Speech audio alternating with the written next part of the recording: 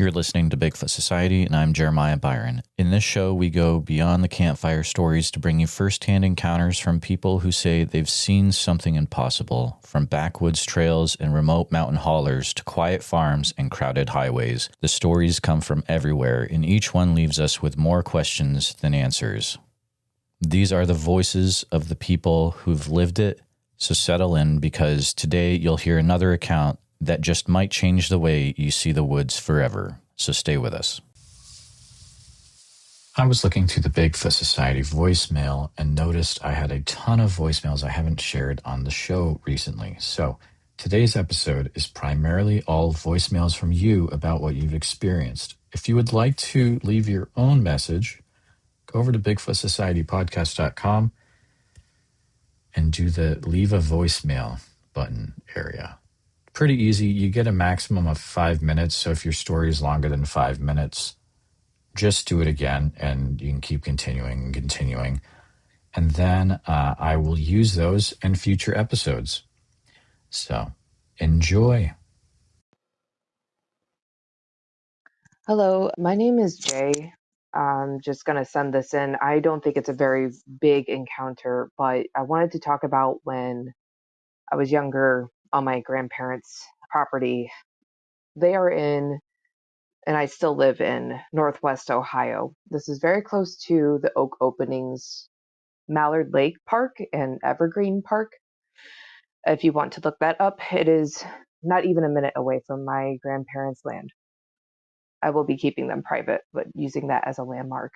So 2011, I was walking around as I normally did, and you have to understand I lived in this area pretty much part of the time. I lived a town away from my grandparents, and so if I wasn't at home, I was pretty much there or in the parks that were very close to my grandparents. I was used to being in the woods, used to being outside. So I was a teenager at this point. So 2011, I'm 31 now. So this is like, what, 14 years ago? 15, something, I don't know. I have to do the math. But I was a teenager and I was just over there probably about dusk. And so it's starting to get dim out, but it's not like completely dark or anything. My grandparents had a pond and there was a horse field. We had a couple of ponies. And beyond that, at the very back, it's about 6 acres altogether, was a tree line of a very swampy woods. And I wanted to look at the big, beautiful white pine looking tree that was at the beginning of the woods. So I go out there by myself and I'm just staring at it. It's beautiful and it's a nice time. And something moves off to my right. I want to say it's probably between 30 or 50 feet. I can't exactly remember. And what I see looks like a very tall, all black, or a person wearing all black man shift off to the right and just start smoothly walking away. And I don't remember details very well because I was so frightened, and I will explain why. This thing goes out of sight. I run. I am absolutely terrified. I feel like there's like a creature on my heels about to eat me, afraid. And I just had this mental image of a wolf chasing me, even though it makes no sense given I am in Northwest Ohio. And I am panicking all the way up to my grandparents' house. Very old. It's a very old house. I get to the porch. My entire family's there. And I say something about seeing something. And there was a guy. So my dad and my grandfather go all the way out to the wood line. And they said they saw nothing. And this is where it gets a little bit interesting. But I said something that a lot of other people I didn't realize until the last year or so. This may be a clue. I said it looked like a guy in a really big black coat. I've heard since just the last couple of years that other people who see Bigfoot or things in the woods describe something like that. And I was like, it's probably just a guy. It was probably just a guy. My sister was actually key in me remembering some of these details. It has come back to me as much as it possibly can. I had forgotten this memory until early last year when she recalled it to me, and I started like nervous sweating when I was remembering it. And I never thought about it ever again until last year. I spent a lot of time meditating on it. I didn't really hang out in those woods much after that. And I think that was a subconscious thing, honestly. It's strange because we don't really hear about Bigfoot up here. The closest I've heard to this area where I was somebody else on, not to shout out or whatever, but I do listen to Sasquatch Chronicles and I do really appreciate his podcast as well. But I about jumped up and down because the guy was talking about a sighting of a Bigfoot in the park next door to my grandparents in the 1990s. So there is a time gap, but there is something that happened in the 90s. Other than that, we have Ada, Ohio, and most of it is just down south or it's off by Cuyahoga Valley area. It's never up here. It's always in Michigan, but never in the Northwest Ohio proper area. Hi, it's Jay again. I was the one that was talking about the Northwest Ohio setting. In retrospect, this has some weird stuff just because of the area. I think it's very strange. It must have been something that in my mind was migratory, whatever it was. I can send you a description that I drew. I do draw. It was very impressionistic, if you will. It wasn't very fine detail, but I do remember black and I do remember tall, moving smoothly. And then it was just gone. I was running mainly because whatever I saw spooked me. My parents both remember me being very spooked by whatever I saw. My sister remembers it. My grandparents remember it. They said it was probably a deer. And I was just trying to talk myself down, apparently back in 2011, that this was probably just a dude in a coat, because it's not like we were completely isolated, given that we were technically in the country. But it's just the amount of fear that I felt is really what I contemplated. And like just the visual of saying it was a dude in a coat, the fear. And I did for the rest of the year, after remembering this in early January or early February 2024, for the rest of the year, I ended up having nightmares, which I do believe are related, even though I didn't really see a Bigfoot, if you catch my drift. In those nightmares, they were like I was right there in the moment. Like it was like very real, like dreams. So whatever that memory was of what happened to me in 2011, it set off a very strange, I think about 12 different dreams I had throughout the rest of the year, with the setting being on my grandparents' farm or property. It wasn't a proper farm, of something out there trying to get my grandparents. Now I have like a view of, I definitely did see something that was not normal, but I don't have the most grand encounter story. I just think that it's odd because it's Northwest Ohio. And gosh, if there's anybody out there that has seen something near Oak Openings region area, I want to know about that so badly. So I'm just throwing my story out there in the off chance that it adds for this area, since it is not very common. Like I said, I've maybe heard like a handful, not even a handful of stories out in this area rather. That is my story. I really appreciate the time. You can use this for your podcast if you want to. I'm chill with it. Yeah. And there is somebody who listens to this. They will probably recognize me. Hello, if you do hear me out there. I just decided to go ahead and on a whim, just tell my story because it's not a real big one. And I don't really know what I saw. That's the big caveat I want to give to this. I do not know what I saw. I could not sit here wholeheartedly and tell you it's a Bigfoot. But given that I've listened to hundreds of people's stories, like 3 years now of listening to this kind of phenomena, I wonder if it was. And I want to know if anybody else saw anything in this area. So thank you very much.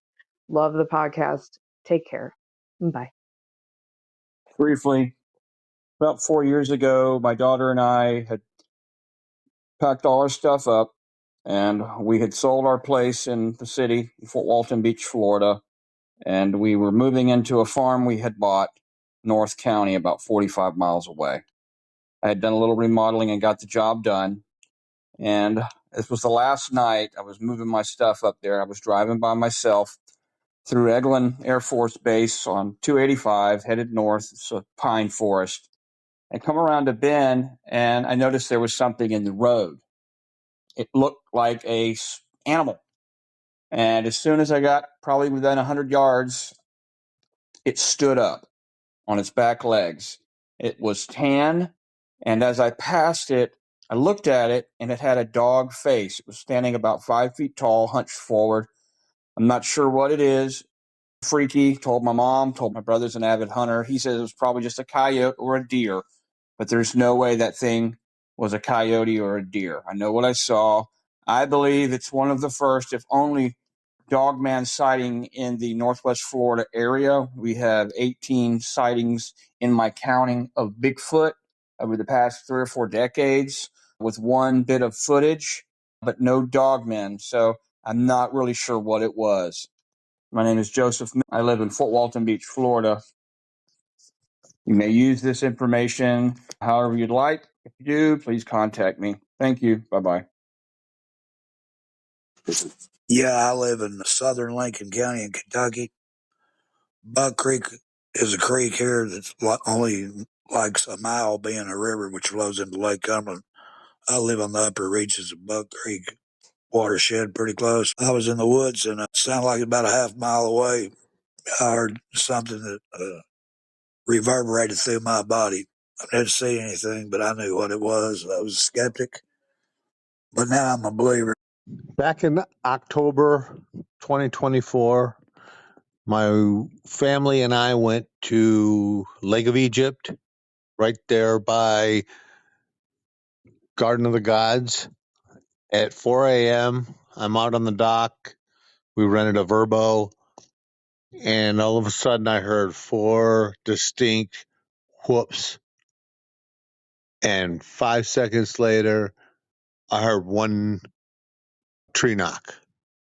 And I was really shaken about that and awesome. And that's it. Hi, Jeremiah. This is Jenny from New York.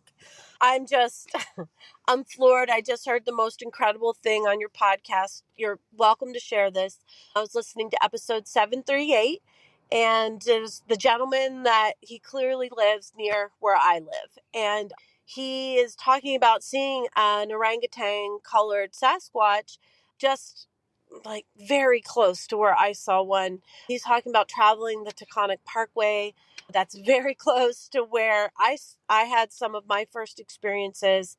And then he goes on to talk about the carcasses that he was finding on these preserves that he's managing.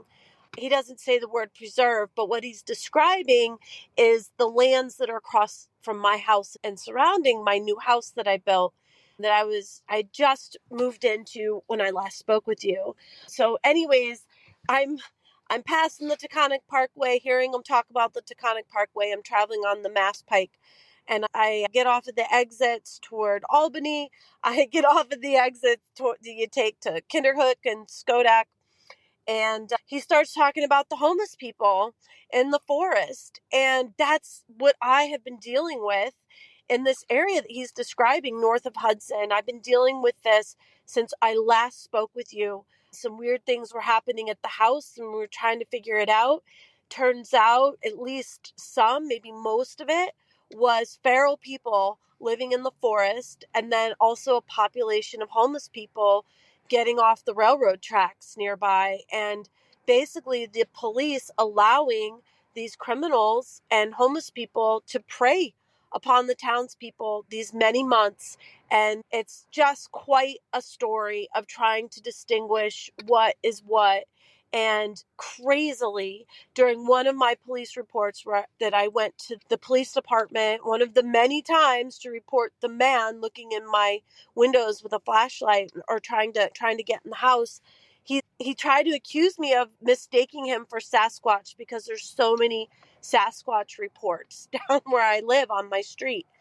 It's just bananas. But I wanted to give some support to your gentleman who's discussing about this, because there are caves where he's talking about. And recently, a neighbor of mine found a secret entrance where somebody used pallets and to stack up and then make a hidden debris entrance into these caves. Is one of the homeless people. The point is, there's a lot of crazy things happening on these preserves, and there's also Sasquatch activity. And then, like I said, there's this this intersection of the police and their interactions with us and the townspeople trying to deal with this problem. And I had to move out of my house for almost 3 months shortly after I last spoke with you. And then this is a whole other discussion, but I believe that the leader or protector of that band of Sasquatches that was living by me was helping me and protecting me. He gave me warnings, and it's just a very crazy story involving woo, involving really concrete things, involving these homeless people. I even spoke with, he probably saved my life with the information he gave me. I was able to take his information and use it just to figure out what I was seeing on my Ring cameras and on my other cameras I was experiencing.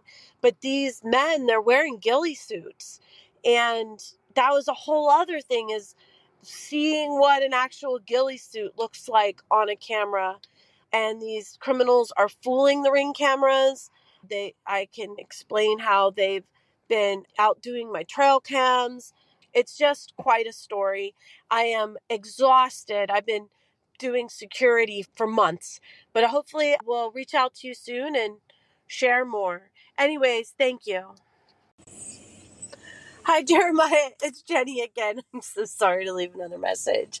This is one you can share. It's just something was niggling at my brain about what I'd left with the first message, that I'd misspoken about something. And so anyways, I had some time to think about it, and my property is on the opposite bank of Hudson. So the gentleman you were talking to was talking about north of Hudson and Chatham. And yes, that is an area that I had my first experiences with. Shh, girls. And the Sasquatch, at least one that has been helping me with these intruder issues over on the Catskill side of the river, I interacted with on the Chatham side of the river. And so I wanted to tell you, that was the first indication to me that they have the ability to travel across the Hudson River. And I think somebody would see a big old Sasquatch walking across the Van Winkle Bridge, or walking down the main highway across the river. But anyways, I just wanted to make sure I was clear about that, is that my first experiences were in that north of Hudson area. In fact, I had this one time I was driving past the preserve for Van Buren, and I got this image to leave some particular treats out on a particular tree. And I had never been down that trail or nothing, and walked down the trail, and sure enough, there was the tree.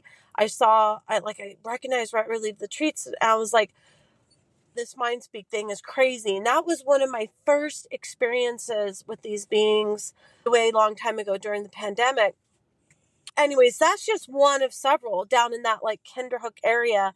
And I didn't know about the Kinderhook monster. Of course, now I know much more about it. But anyways, the larger point is yeah, that side north of Hudson is where I had my first experiences in New York.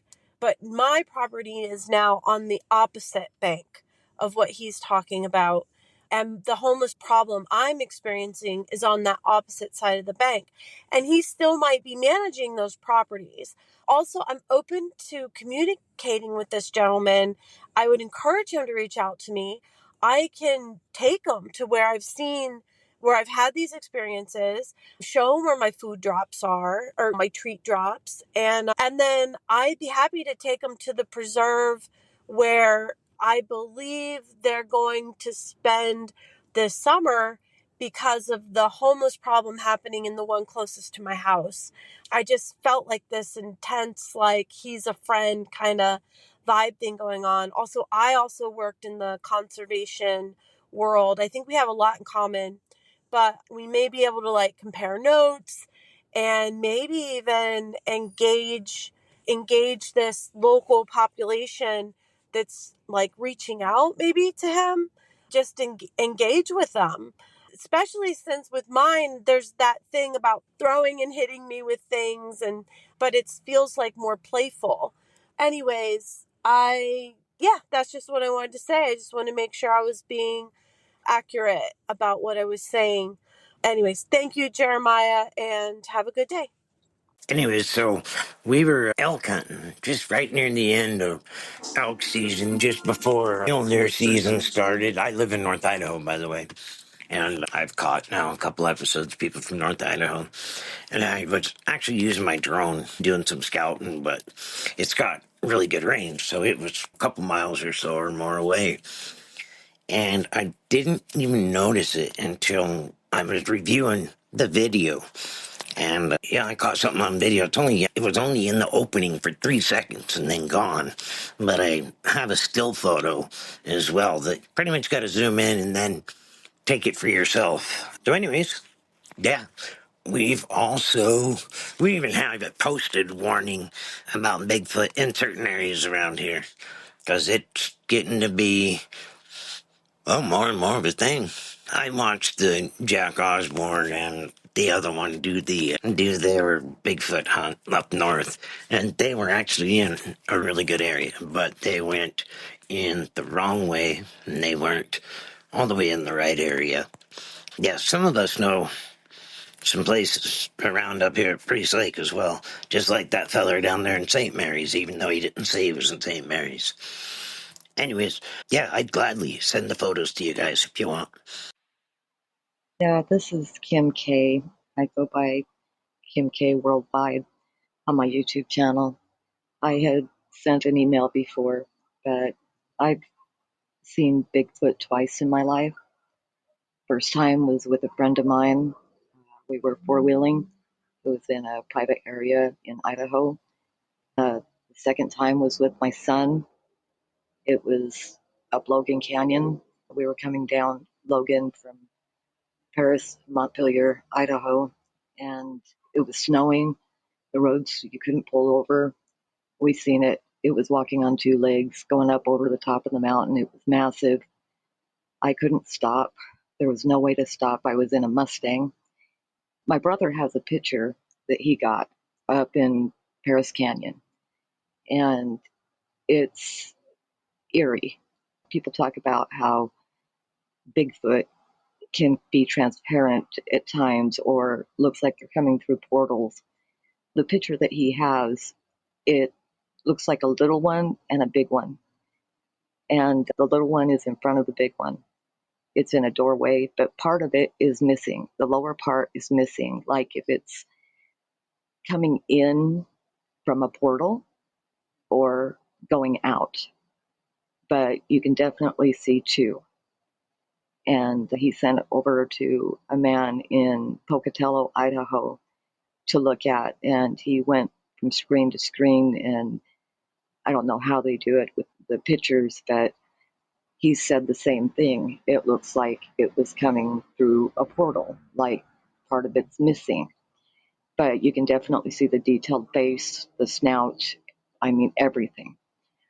On the one part, I pointed out to my brother, it looked like there was, you could see the mouth open of the bigger one. I honestly think and feel, because people see this or think there's portals, I think that there's something that can mimic these Bigfoot, and that there are some, and I think that they can be mimicked by things that come through portals. I don't know, but honestly, they're out there. I don't care what people say. I've seen them. We were raised about talking about them. My grandparents. It's unbelievable how we can't find anything. But I think it's because we're not supposed to.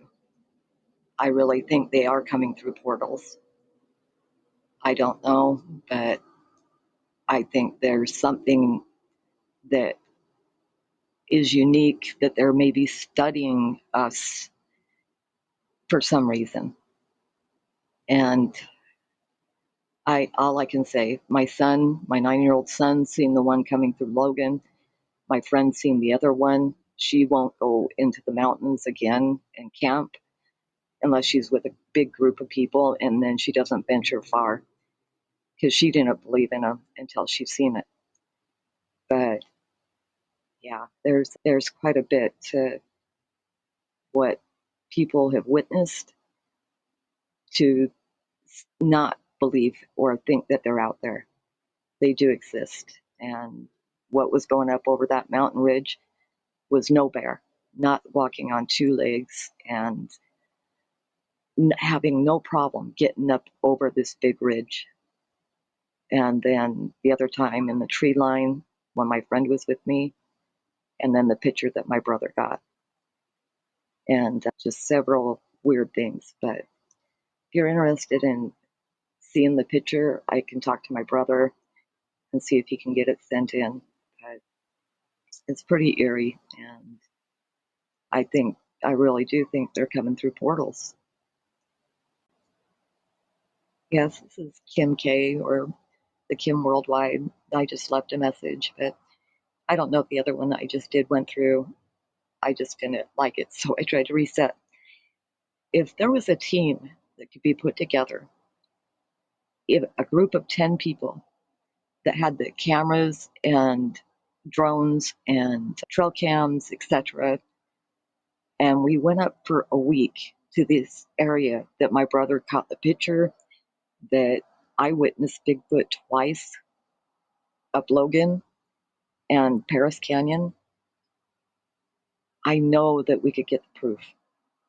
If we just had a team that would invest into what is needed. I know that there's teams out there trying to do this, but, and I hate to say it this way, but it's more like they want to keep getting the views without finding the truth. I want to go out and I want to find the truth immediately, not have episode after episode. I want to try to get it immediately so that the world knows. Not looking for money, publicity, any of the above, just getting the truth out to the world and showing that they exist. I'm willing to go if we could just get a group of people together that would invest into the technology that's needed within 1 week. I guarantee we could probably find something or find Bigfoot, proof of Bigfoot. But I really think a lot of it is people want to keep viewers coming in so that they get paid off of it. And maybe, or it's like I said, Bigfoot doesn't want to be captured as easily as what people think they can do. Even me, maybe we won't catch something, but I'm willing to take that chance and find the truth and give it out to the world, not keep getting paid every episode that goes out. I think that it needs to be brought to the world. And what a better way to do it than have it in my own state and show people that they are out there.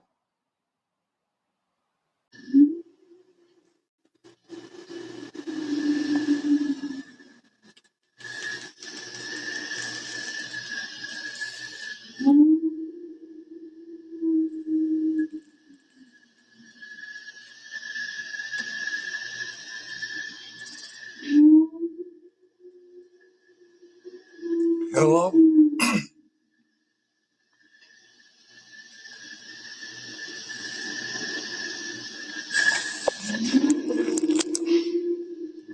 This is that sound that I was hearing. And I just want you guys to hear it. And the closer it got, fellas, I didn't see any of it. I just heard the sound, but nature didn't stop.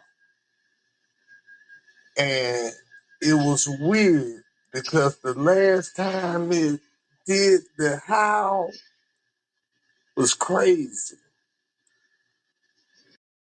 But whatever it was, it needs to be solved because it's some special type of event, but it's on film and camera. And I didn't get rid of the material. I kept it. But I just wanted to talk to somebody to make some sense of it because that's a weird thing.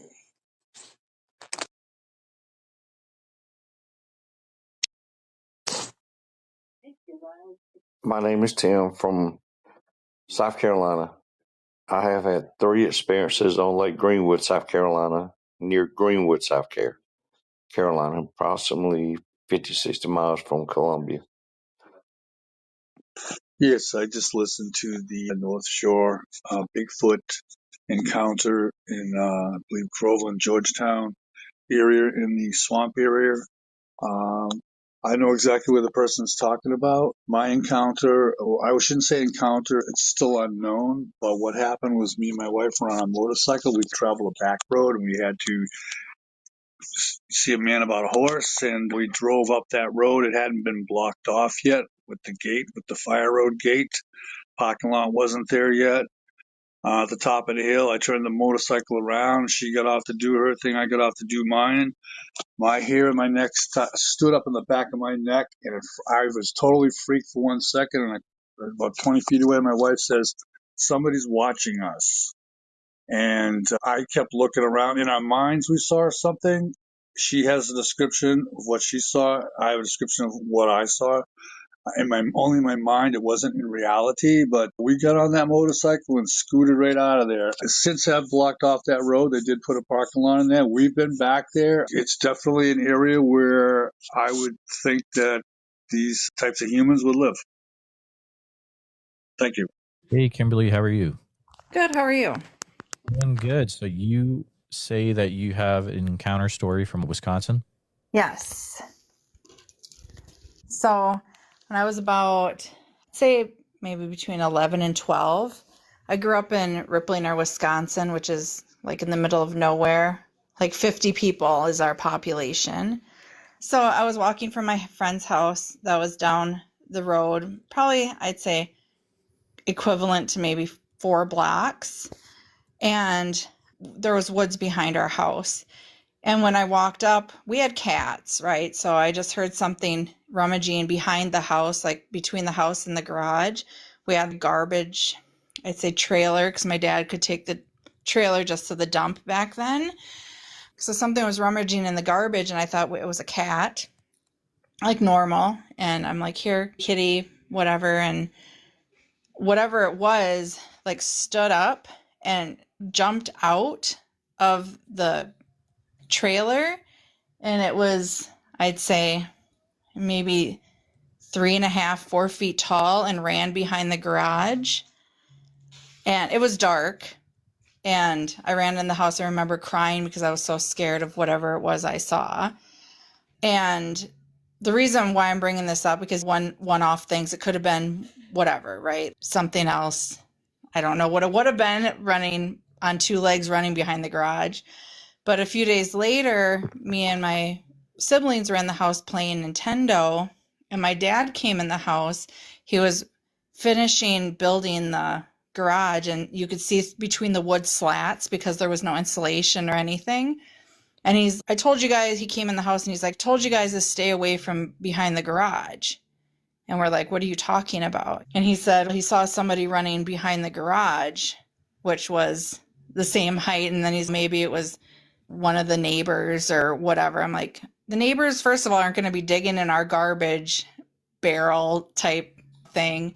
And then again, my dad had that experience. That's why I'm telling the story. So I don't know. I don't know what it was, but that's always been my Bigfoot story. And I'm 44 now, so that's been 30 some years ago. Wow. So that's in the 90s. Yeah. Yeah. Okay. Gotcha.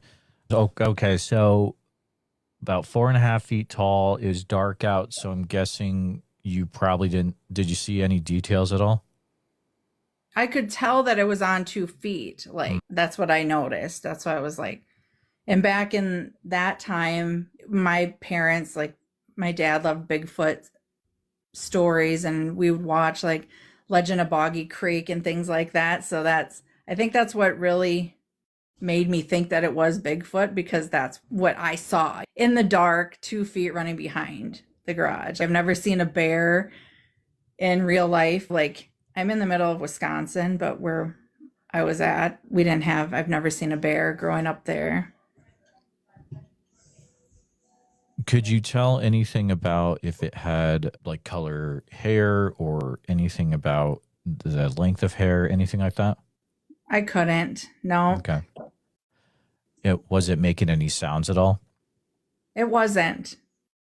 It was just like, once I was saying, "Here, kitty, kitty," it stopped doing whatever it was doing. And I didn't see it until it came out of the dumpster, but it was running. Like, it came out and ran behind on 2 feet behind the garage. Okay. And if you look up Ripley, Wisconsin, it's like there's a train tracks that goes through town, and it's really small. Like, we have a bar and like a cheese factory back then, but yeah. I'm looking at it right now.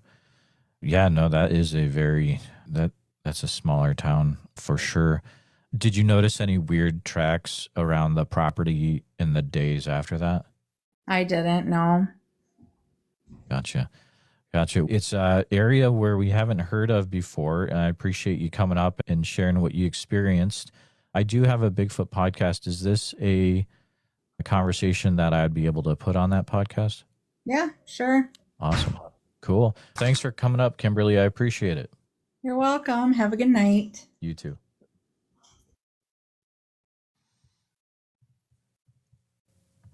Before we wrap this episode, I want to say something directly to a very specific group of listeners. If you're in the military, any branch or forces, and if you've seen something that no one can explain, or if you're a national park ranger or forestry worker who's been told to stay quiet, or if you're a pilot who's seen something strange down on the ground, or if you're with the FBI, a federal agency, or working intelligence, and you stumbled upon something you're not allowed to talk about, and if you're a firefighter, paramedic, or search and rescue responder who's heard screams or found tracks that didn't make sense, if you're in the logging industry, on a remote oil field, or a trucker with government contracts, and you've had something happen that you've never told a soul, and if you're a biologist, a wildlife specialist, or a field researcher under contract who has found evidence you're not allowed to report, if you're a pastor, a missionary, or someone on a spiritual retreat, and you saw something that shook your faith, or if you work in the shadows, CIA, NSA, or anything with clearance, and you've seen what the public hasn't, then I want to talk to you. Even if it's anonymous, you can reach me at bigfootsociety@gmail.com. The world needs to hear what you've been forced to carry alone, and you're not alone. You've got the story. We've got the mic. See you in the woods. Thank you for listening to this episode of the Bigfoot Society podcast. Every encounter we share reminds us that the world is bigger and stranger than we think, and that the truth is often hiding just beyond the tree line. If you enjoyed this episode, please be sure to subscribe to the channel on YouTube, hit the bell so you don't miss the next episode, and share this with a friend who's into mysteries, monsters, or the unexplained. And if you're listening to us on Spotify or Apple Podcast, please follow the show there and leave us a 5-star positive review, because all of that helps more people discover the show. And remember, if you or someone you know has had a Bigfoot sighting, please, I'd love to hear from you. So email me at bigfootsociety@gmail.com and let's start the conversation. If you haven't gotten a chance yet, check out our membership community over at www.bigfootsocietypodcast.com. And that's where you can hear tomorrow's episode today, early and ad-free, and members-only episodes every week. Also, it's a place to connect with other people that are into the Bigfoot subject as much as you are. Thanks again for following along with the Bigfoot Society. Until next time, keep your eyes open, trust your gut, and never stop asking what else might be out there. And see you in the woods.